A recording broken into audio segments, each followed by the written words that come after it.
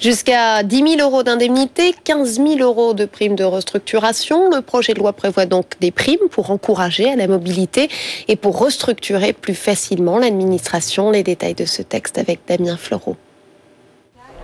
Alors que dans la législation actuelle, une administration peut bloquer le départ d'un de ses agents, le projet de loi prévoit un droit à la mobilité.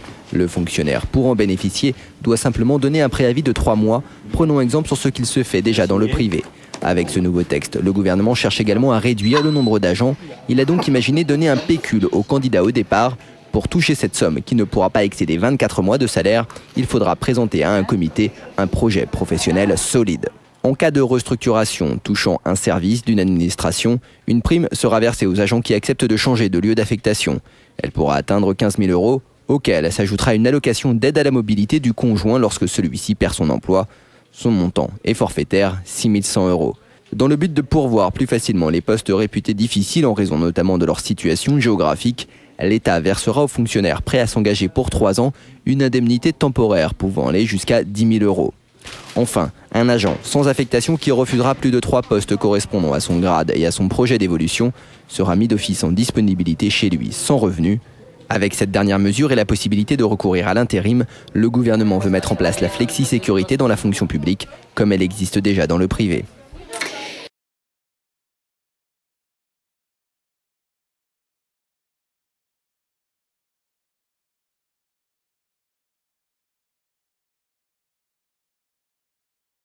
Pourquoi la flex-sécurité en France n'est pas financée?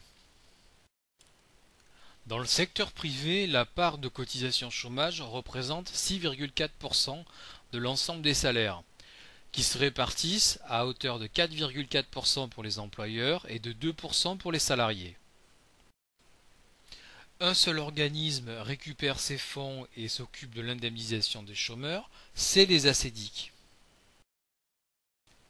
Le secteur public, lui, ne paye que 1% de cotisation chômage. Pour ce qui concerne les employeurs publics, que sont les mairies, les hôpitaux, l'éducation nationale et tous les autres employeurs de ce style, ils payent 0% de cotisation chômage. Seuls certains fonctionnaires payent 1% de cotisation chômage. Les fonctionnaires qui payent ce 1% de cotisation chômage le payent à un organisme qui fait doublon avec les ACEDIC, qui s'appelle le Fonds de solidarité. Mais il faut savoir que tout fonctionnaire dont le salaire est inférieur à 1 310,40 € sont exclus totalement de cette cotisation. Moralité du système français, les employeurs publics ne jouent pas le jeu de la cohésion sociale, et c'est le secteur public qui paye les cotisations chômage les plus faibles, qui pourtant offre à ses salariés, les fonctionnaires, la meilleure flex-sécurité. C'est tout le paradoxe du système français. Que faut-il faire alors pour financer la flex-sécurité en France ? La première mesure à voir, c'est déjà que les employeurs publics, que sont les mairies, les hôpitaux, l'État, sont des employeurs et qu'à ce titre-là, ils doivent jouer le jeu de la cohésion sociale.